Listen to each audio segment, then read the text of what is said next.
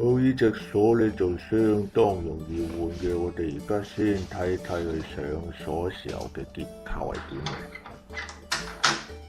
呢就係鎖啦。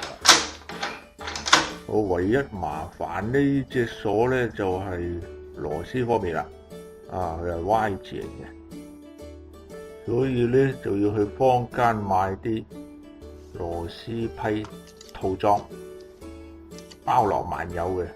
所有唔同嘅批嘴都揀啱批嘴咧，就可以插呢粒螺絲啦。逆時針方向插出嚟，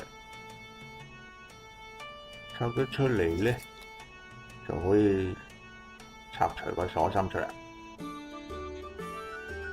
就咁拉唔到出嚟咧，就要我哋要轉去，轉到某個位置咧，佢就可以拉到出嚟啦。點解要咁做咧？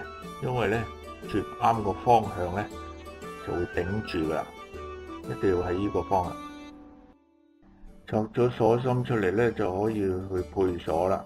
配鎖之前咧，就可以自己量度尺寸，由螺絲中心位量出嚟，單位係 mm，量咗出嚟咧就係即係37.5。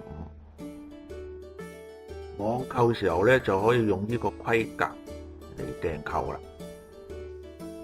買咗新鎖芯之後咧，就可以裝翻去啦。裝翻去又係非常簡單，只要裝翻一粒螺絲就得啦。順時針扭緊螺絲就可以啦。